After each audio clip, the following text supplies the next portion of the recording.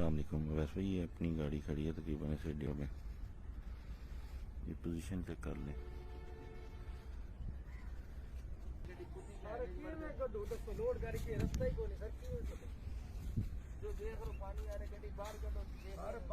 गया हुआ है तो ये साइड पे पानी है।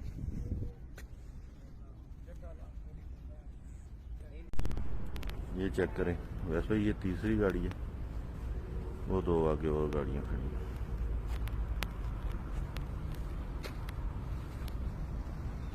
ये पानी की ये सूरत हाल है।